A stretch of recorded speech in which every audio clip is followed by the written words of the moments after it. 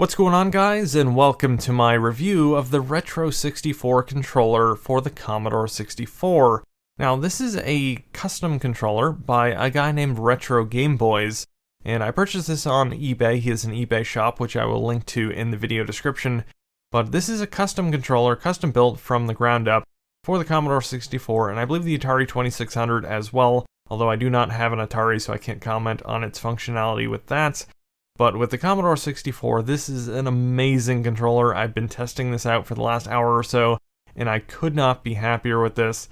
The build quality is very, very good. It feels very much like an NES controller, and even the dimensions and button layout are pretty much exactly the same as an NES controller. Here's a little comparison here. As you can see, they are very similar. So yeah, this is pretty much an NES controller for the Commodore 64, which is not a bad thing at all. It's one of the greatest controllers of all time, in my opinion. It's simple, but effective. But this controller has a killer feature for the Commodore 64 that puts it way above any other controller that's out there, and that's the fact that it has a jump button. So the A button acts as basically up on the D-pad. Now, if you've played Commodore 64 platformers before, then you'll know that up on the D-pad is usually jump. And as most gamers will agree, this is usually horrible. I cannot get used to it, and most of you I'm sure can't either. So having a jump button, a dedicated jump button that acts like up on the D-pad is amazing for platformers. And it's probably the main reason I purchased this controller. If it did not have that feature, I don't know if I would have bought this, to be honest. But that one feature alone made this worth it. So you may also notice that there are a couple buttons in the middle, the start and select buttons, even though they're not really labeled as such. What those do is they act as left and right for whatever reason. I'm not sure if there's an actual use for those. I don't know if they'll actually be useful in any particular games. I'm guessing probably not, but in case you were wondering what those buttons do, that's what they do.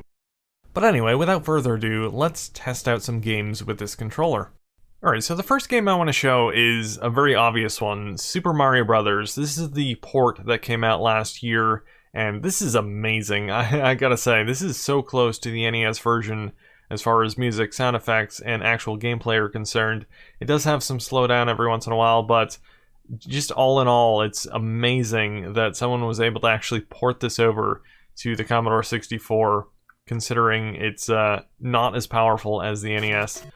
But this is a great example to show this controller because you have that jump button, which acts as basically the up button. But it's so much better playing this game with an actual jump button instead of having to press up to jump, which you still can do if you want to. I don't know why anyone would if you're given the option. But yeah, this is great. This is definitely the way to play this game. Playing it with a joystick is very difficult, to say the least. I did try actually playing this with a joystick before I got this controller, and it was a chore for sure. Definitely not the way this game was intended to be played, even though you can do it with some aggravation. But as you can see, the controller is responding really well to my input, and it just feels really good. This is a very, very comfortable controller to use. I mean, obviously very similar to an NES or a Master System controller in shape and size. But yeah, it's a great example of what this controller can do. So the next game I want to show here is called Crackout. This is a Breakout clone, and I thought it would be a good example of what this controller really has an advantage with, and that's games that require quick reaction. Now, when you're using a joystick, there's a lot of travel involved with moving the joystick up, down, left, and right. So if you're trying to switch directions really quickly, like in a game like Breakout, it can be a disadvantage. And of course, it's only a milliseconds difference, but it makes a big difference in a game like this, and it can give you a really big advantage using a D-pad. So it was pretty apparent right off the bat when I first played this game with this controller that I was doing a lot better. I was able to get farther in the game than I ever have before, which is great. And yeah, it just feels so much better, especially for someone who is not used to using a joystick, which I grew up with an NES and a Super Nintendo, so I'm very used to using a D-pad and not a joystick.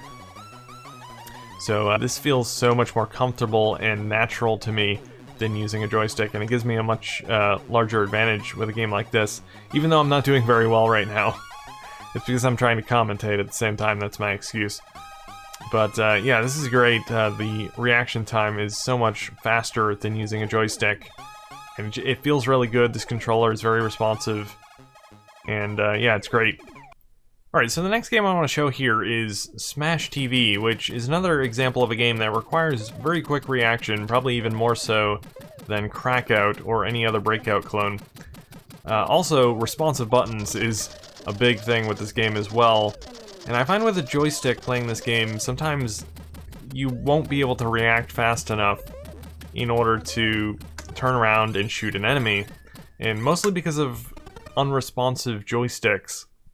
Now, I find with joysticks, sometimes you really have to push one direction fairly hard in order for it to register, and sometimes it doesn't work and you end up being killed in a game like this.